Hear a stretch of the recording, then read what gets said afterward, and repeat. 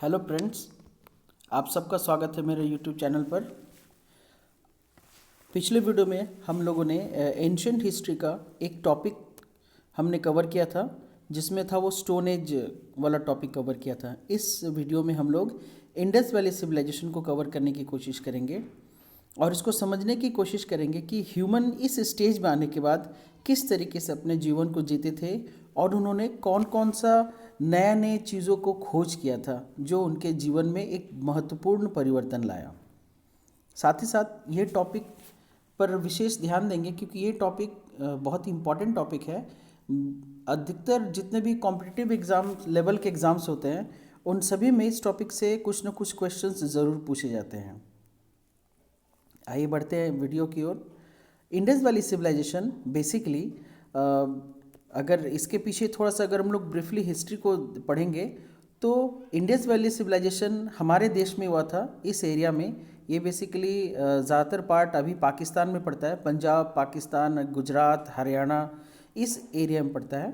इसके पहले थोड़ा सा आप लोग को रिवाइंड करा दें कि पूरी दुनिया में हिस्टोरियंस के पास जो हमारे पास आर्कियोलॉजिकल इवेंट्स हैं, प्रूफ्स हैं, उसके आधार पर पूरी दुनिया में सबसे पुराना ये 4 सिविलाइजेशंस आया। सबसे पुराना एक है इजिप्शियन सिविलाइजेशन जिसको कहते हैं, दूसरा मेसोपोटामियन सिविलाइजेशन, तीसरा हड़प्पन सिविलाइजेशन और इंडस वैली सिविलाइजेशन, और फोर्थ है चाइनीज सिविलाइजेशन। ज़रा सा हम लोग यहाँ पर एक चीज़ देखेंगे कि जितने भी सिविलाइजेशंस हैं ये कोई ना कोई नदी के किनारे ही है। इजिप्शियन सिविलाइजेशन नाइल नदी के किनारे है एंड मेसोपोटामियन टिग्रिस और यूफ्रेट्स नदी के किनारे है। इंडस वैली सिविलाइजेशन और हड़प्पन सिविलाइजेशन इंडस वैली के किनारे है, इंडस और सरस्वती वैली। और नेक्स्ट है चाइनीज सिविलाइजेशन हांगहो नदी के किनारे ये डेवलप हुआ है। तो अगर कभी भी क्वेश्चन पूछा जाए कि सबसे पुराना ओल्ड सिविलाइजेशन कौन कौन सा है तो आप बता सकते हैं कि इजिप्शियन, मेसोपोटामियन, हड़प्पन और चाइनीज सिविलाइजेशन। चलिए आगे बढ़ते हैं इसी टॉपिक में आगे। अब इंडस वैली सिविलाइजेशन, तो बेसिकली इस इंडस वैली सिविलाइजेशन के बारे में, this civilisation was established around 3300 BC। ये जीसस क्राइस्ट के बर्थ से लगभग 3300 साल पहले इसके एज का अनुमान लगाया गया है। जो आर्कियोलॉजिकल हमें फैक्ट्स मिले हैं, जो आर्कियोलॉजिकल मटेरियल्स मिले हैं, उनका कार्बन डेटिंग करके जो एज का पता चला है तो यही एज है। साथ ही साथ it फ्लॉरिश्ड between 2600 BC to 1900 BC, that means matured Indus Valley civilization. It started declining around 1900 BC. इससे क्वेश्चन बहुत बार पूछा गया है कि what is the date of declining of Indus valley civilisation. तो ये इंडस वैली सिविलाइजेशन का डिक्लाइनिंग डेट है 1900 BC के आसपास, और अराउंड 1400 BC तक ये पूरी तरीके से डिसअपेयर हो गया था। This is also called as Harappan civilization after the first city to be excavated Harappa. ये पूरा का पूरा एक शहर था, इसको हम लोग शहर बोलेंगे क्योंकि इसके बाद का जो सिविलाइजेशन डिस्कवर किया गया वो वैदिक सिविलाइजेशन था। वो बेसिकली विलेज टाइप का था, बट ये जो हड़प्पन सिविलाइजेशन था ये पूरी तरीके से टाउन बेस्ड सिविलाइजेशन था। तो बहुत बार ये भी क्वेश्चन बनता है कि which oldest civilization of Indian history was can be termed as town level civilization और village level civilization। तो उसमें आप लोग को ये आंसर लिखना होगा कि टाउन लेवल सिविलाइजेशन में हड़प्पन आएगा और विलेज लेवल सिविलाइजेशन में वैदिक सिविलाइजेशन आएगा। Geographically this civilization covers Punjab, Sindh, Balochistan, Rajasthan, Gujarat, western Uttar Pradesh, क्योंकि ये जो भी एरिया है ये पहले इंडिया का ही पार्ट था। फिर समय के साथ धीरे धीरे due to some political reasons ये धीरे धीरे अलग होते गए और इंडिया से सेपरेट होके इंडिपेंडेंट कंट्री के रूप में सामने आए।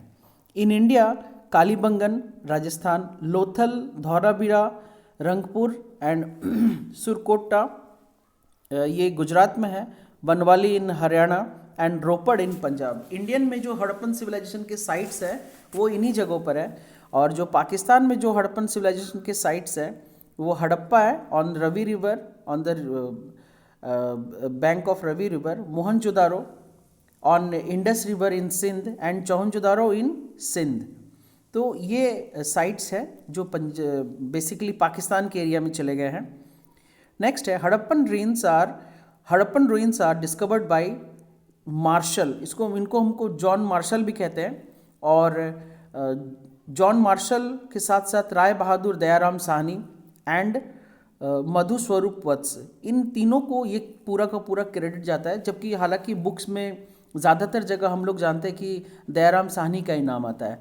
बट ये जो जॉन मार्शल जो थे, इनका बहुत बड़ा नाम है, क्योंकि इन्होंने ही अर्थ में इंडिया में आर्कियोलॉजिकल सर्वे ऑफ इंडिया जो डिपार्टमेंट है वो इन्होंने ही स्टार्ट किया, और वो यहाँ के जनरल भी थे।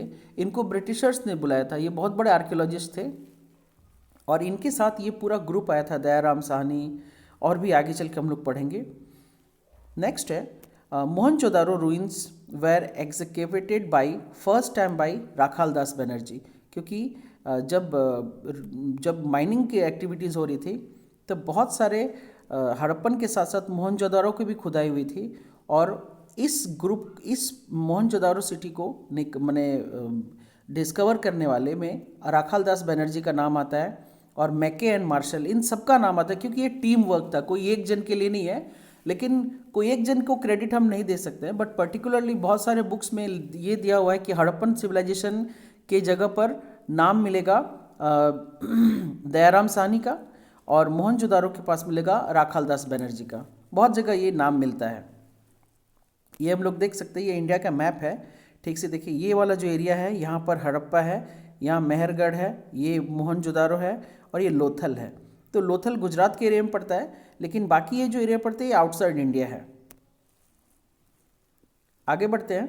अब इंडस वैली सिविलाइजेशन के बारे में थोड़ा सा, ये इंडस वैली सिविलाइजेशन के बारे में कुछ इम्पॉर्टेंट बातें हैं क्या, कि ये Indus valley civilisation shows a level of sophistication and advanced not seen in other contemporary civilisation.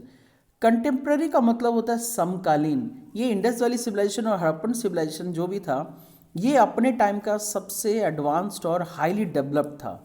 Most cities had similar patterns, इन लोगों के जो पैटर्न थे शहर बसाने का वो सबका सेम था। There were two parts, city को दो पार्ट में बांटा गया था, citadel and the lower town. Basically citadel upper level ज़मीन के ऊंचे जगह पर बनाया जाता था, और लोअर टाउन ज़मीन के नीचे लेवल में बनाया जाता था। Most of the cities had a great bath, ये हम लोग देखेंगे, ये कुछ आर्कियोलॉजिकल साइट्स है हड़प्पन सिविलाइजेशन का। ग्रेट बाथ, तो ये है ग्रेट बाथ, इसको हम लोग ग्रेट बाथ कहते हैं, क्योंकि ये एक ऐसा है जगह जहाँ पर पानी को स्टोर करके मैंने अंदाज़ा है कि यहाँ पर पानी को स्टोर करने के बाद बाथ वगैरह लिया जा सकता है। रिलीजियस वर्क में भी इसका इस्तेमाल होता है। ये हम लोग सिर्फ अंदाज़ा लगा सकते हैं, और इसका नाम इसीलिए रखा गया है ग्रेट बाथ, क्योंकि ये बहुत बड़ा है, सीढ़ी लगा हुआ है ऊपर चढ़ने और उतरने के लिए। नेक्स्ट है there was also two granaries, 2-story houses made up of burn bricks, closed drainage lines, excellent storm water and waste water management system. इसलिए हम लोग इसको सिटी क्यों बोलेंगे, क्योंकि सिटी का ये जो लक्षण है, सिटी का जो साइन है कि ग्रेनरीज है, माने ग्रेनरीज क्या होता था, ग्रेन्स को रखने का ह्यूज स्टॉक होता था। 2 स्टोरी बिल्डिंग मतलब 2 मंजिला घर, और सबसे इम्पॉर्टेंट बात, इस समय तक लोगों के पास बर्न ब्रिक जो हम लोग कहते हैं, जो ईंट हम लोग इस्तेमाल करते हैं, ये जला हुआ ईंट होता है, बेक्ड होता है। तो जला हुआ ईंट का इस्तेमाल करके घर बनता है। हम सब के घर में ईंटों का इस्तेमाल हुआ होगा, ये सब ईंट जले हुए हैं, मतलब इनको भट्टियों में गर्म करके हार्ड किया जाता है, ताकि ये स्ट्रांग हो जाए और इनका जो लाइफ है वो बहुत बढ़ जाए, ड्यूरेबल हो जाए, और इनका लाइफ स्पैन बढ़ जाए। साथ ही साथ क्लोज्ड ड्रेनेज लाइंस, ये हम लोग देखेंगे नेक्स्ट पिक्चर में है, कि जो भी ड्रेनेज सिस्टम बनाया गया वो ढका हुआ था। एक्सेलेंट स्टॉर्म वाटर सिस्टम था। साथ ही साथ वेस्ट वाटर मैनेजमेंट, मतलब घर से जो गंदा पानी निकलेगा उसका रास्ता अलग था, और जो साफ पानी घर में आएगा उसका रास्ता अलग था। तो इससे ये पता चलता है कि ये लोग सिटी स्टाइल को फॉलो करते थे और हाईली डेवलप्ड और एडवांस थे अपने एक्टिविटीज़ में। साथ ही साथ waits for measurement, toys, pots, ये सब चीज़ों का इन लोगों ने एक बहुत ही बेहतरीन तरीके से इस्तेमाल करते थे, और ये सारी चीज़ें डेवलप कर चुके थे, मेजरमेंट सिस्टम वगैरह ये सारी चीज़ें। A large number of seals have been discovered, हम लोग इसी टॉपिक में आगे पढ़ेंगे कि किस किस तरह के सील्स का ये लोग इस्तेमाल करते थे। बेसिकली सील्स क्या होता है, एक आइडेंटिफिकेशन मार्क होता है जिसका इस्तेमाल मतलब पहचान के लिए किया जाता है। Agriculture was the most important occupation, ये उस समय का ऑक्यूपेशन सबसे इंपॉर्टेंट एग्रीकल्चर था, and the first cultivation to be cultivate was cotton. Animals were domesticated like sheep, goats and pigs. साथ ही साथ crops were wheat, barley, cotton, ragi, dates and peas, and trade was conducted with the Sumerians. Sumerians हो गया, ये Arabian countries का है, ये वहाँ के लोगों के साथ इनका ट्रेड था, क्योंकि बेसिकली ये रिवर के किनारे थे, तो रिवर वाटर को एज अ ट्रेड रूट के रूप में इस्तेमाल किया जा सकता था और करते थे। ये हम लोग देखेंगे, यहाँ से पता चल रहा है ये ड्रेन वाटर है, ये पानी निकलने का जगह है, और ये ग्रेनरीज है, यहाँ पर बहुत अच्छे तरीके से ग्रेन्स को स्टोर किया जाता है। ये लोअर टाउन का एरिया है, जिससे अंदाज़ा लगा सकते हैं कि अपर टाउन लोअर टाउन कितने बेटर तरीके से बनाया गया था, और लगभग सभी घरों को एक ही डिज़ाइन में बनाया जाता था। नेक्स्ट है metal products were produced including copper, bronze, tin and lead. इस समय तक आयरन का आविष्कार नहीं हुआ था, आयरन की खोज नहीं हुई थी, तो मेटल्स, क्योंकि इस समय तक कॉपर आ गया था, क्योंकि हम लोगों ने पढ़ा है कि स्टोन एज के लास्ट पीरियड में जब नियोलिथिक पीरियड पार करके हम लोग कैलकुलेट, जब कॉपर का आविष्कार हुआ था, तब उस पीरियड का नाम ही चेंज करके कैलकुलेथिक कर दिया गया था, क्योंकि उस समय तक कॉपर आ गया था और लोगों ने कॉपर को इस्तेमाल करना सीख लिया था।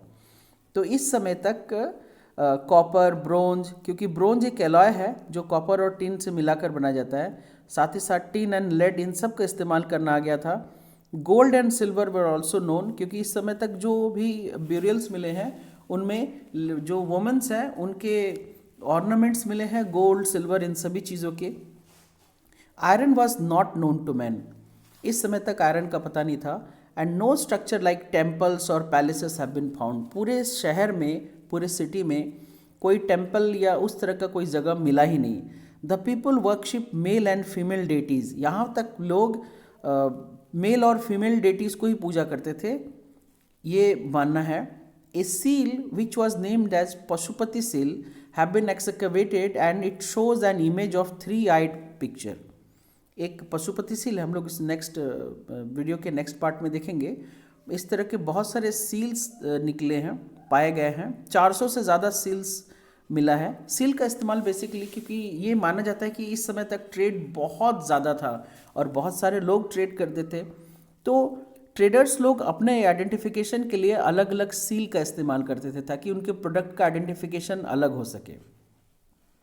John Marshall believe this to be an early form of Lord Shiva. ये जो पशुपति सील इस्तेमाल किया जाता था, जॉन मार्शल के हिसाब से माना जाता था कि लॉर्ड शिवा का पूजा होता था डेटीज़ के रूप में, मतलब मूर्ति के रूप में। Excellent pieces of red pottery designed in black have been excavated. उस समय तक पॉटरी, बहुत ही अलग अलग वैरायटीज़ के पॉटरीज को डिस्कवर किया गया है जो खुदाई के समय मिले हैं। साथ ही साथ faience was use to make beads, bangles, earrings and vessels. इसको हम लोग चूना मिट्टी बोलते हैं, वो जो वाइट कलर का हम लोग के घर में कप प्लेट होता है ना, खासकर चाय वाय पीने के लिए इस्तेमाल करते हैं, तो उसको कहते हैं। तो उससे ये लोग बीड्स बनाते थे, बैंगल्स बनता था, ईयरिंग्स भी बनता था और बहुत सारे वेसल्स भी बनते थे। तो उनके पास ये चूना मिट्टी वाला इस्तेमाल करने का भी इनके पास ये कला था। And civilisation was also advanced in making art works. तो यही सब चीज़ों का ट्रेड भी होता था, आर्ट वर्क से रिलेटेड चीज़ों का भी ट्रेड होता था। And a statue named dancing girl have been found from Mohenjodaro and is believe to be 4000 years old. ये जो स्टैचू है, डांसिंग गर्ल का स्टैचू है, ये मोहनजोदारो से कवर किया गया है। तो इससे बहुत सारा अंदाज़ा लगा कि इसका मतलब ये ब्रोंज स्टैचू है, इसका मतलब उन लोगों को ब्रोंज का इस्तेमाल आता है। और चूंकि ब्रोंज एक अलॉय है जो कॉपर और टिन के मिक्स करने से बनता है, तो इसका मतलब उन लोगों को कॉपर और टिन दोनों का ज्ञान था, कैसे अलॉय बनाते हैं। A figure of bearded priest king, ये है जो बियर्डेड प्रीस्ट किंग का उस समय ये फिगर मिला है मोहनजोदारो में। तो इससे अंदाज़ा लगाया जा रहा है कि उस समय के लोग, हो सकता है ये कोई किंग हो या प्रीस्ट हो, इस तरीके से। And Lothal was a dockyard, मतलब लोथल डॉकयार्ड था जहाँ से मैंने नदी के रास्ते से जो ट्रेड वाला रास्ता था, जहाँ पर मटेरियल उतरता था, जाता था, गुड्स को कैरी करना, लोडिंग अनलोडिंग का काम होता था। And disposal of the dead was burial in wooden coffins. उस समय वुडन कॉफिन्स में डेड बॉडी को डिस्पोज किया जाता था। और साथ ही साथ मरने वाले के साथ बहुत सारी चीज़ों को रखा जाता था जो उसकी पसंदीदा चीज़ थी, और तभी तो हमें वो सारा चीज़ जब खुदाई के बाद मिला तो हमने हमारे हिस्टोरियन से ये हिस्ट्री क्रिएट किया कि उस समय के लोग ये सारी चीज़ों का इस्तेमाल करते थे। ये रहा, अभी मैंने चूना मिट्टी का बात किया, ये सब हमें मोहनजोदारो और हड़प्पन से मिले हैं। इसका मतलब इस चीज़ का भी ज्ञान उनको था, और ये सारी चीज़ें बहुत ही फाइन आर्ट रूप से बनाते थे, तभी तो इनका ट्रेड होता था। नेक्स्ट है, ये हम लोग ये पशुपति सील की बात करेंगे। इस तरीके का फिगर को हम लोग ये मान सकते थे कि ये शिव जी का मूर्ति टाइप का है और इसकी पूजा होती थी। ये यूनिकॉर्न सील है, इसका भी इस्तेमाल होता था। बढ़ते हैं लास्ट टॉपिक की ओर कि डिक्लाइन के बारे में, कि भाई इंडस वैली सिविलाइजेशन डिक्लाइन कैसे किया। तो causes of Indus valley civilisation have not been formally established, मतलब अभी तक किसी ने इसके मेन कॉज क्या थे कोई नहीं बता सकता है, क्योंकि ये इतना 1000 साल पहले की बात है। बस सिर्फ अंदाज़ा लगाया जाता है कि some says that people move eastward and the cities was abundant, मतलब कुछ हिस्टोरियंस का मानना है कि लोग धीरे धीरे धीरे उस जगह को छोड़ के ईस्ट मतलब इंडिया की ओर बढ़ते चले गए। अभी तक ये बाहर थे, थोड़ा सा अंदर चले गए, उसकी वजह से भी सिविलाइजेशन ख़त्म हो गया। राइटिंग एंड ट्रेड डिक्लाइन, ये भी मानना है कि उस समय राइटिंग और ट्रेड डिक्लाइन हो गया था, हो सकता है इसके चलते भी। और एक है मैक्स वेलर, एक हिस्टोरियन है बहुत बड़े, इनका सजेशन था कि आर्यंस इन्वेडेड, जो आर्यंस का इन्वेजन है, आर्यंस का कंटिन्यूस अटैक है, इसके चलते भी ये पूरा का पूरा सिविलाइजेशन खत्म हो गया। And Robert Raikes suggest that flood cause the decline. तो एक और हिस्टोरियंस है रॉबर्ट रेक्स, इनके हिसाब से कहना था कि वहाँ फ्लड आया था। कोई कहते हैं कि वहाँ पर जो किसी का और भी ये कहना है कि ड्राइंग ऑफ द रिवर, नदी सूख गया था, या डिफॉरेस्टेशन, या फिर destruction of the green cover, that means लोगों ने इतना ज़्यादा जंगलों को काट दिया कि पूरा का पूरा ग्रीनरी खत्म हो गया, ये भी एक रीज़न हो सकता है। So it is now accepted that several factors could have led to the decline of the Indus valley civilisation, because किसी के पास परफेक्ट कुछ है नहीं, चूँकि ये बहुत हज़ारों साल पहले की बात है, इसलिए हम लोग एक अनुमान लगा के रखें कि इनमें सब में से कोई भी एक कारण हो सकता है इंडस वैली सिविलाइजेशन का। ये आपका टॉपिक कंप्लीट हो गया इंडस वैली सिविलाइजेशन का। आशा करता हूँ आप लोग को इस वीडियो के थ्रू इंडस वैली सिविलाइजेशन के बारे में कुछ जानकारी हो गई होंगी। मिलते हैं आपसे फिर से अगले वीडियो में, जिसमें हम लोग वैदिक पीरियड के बारे में थोड़ा सा डिस्कशन करेंगे और सीखने की कोशिश करेंगे। आशा करता हूँ आप लोग को ये वीडियो पसंद आया होगा, तो आप इसको लाइक, सब्सक्राइब और शेयर ज़रूर कीजिएगा। और अगर अपना कुछ कीमती सुझाव देना चाहते हैं तो आप मुझे कमेंट बॉक्स में मैसेज कर सकते हैं। आपका कीमती समय देने के लिए बहुत बहुत धन्यवाद।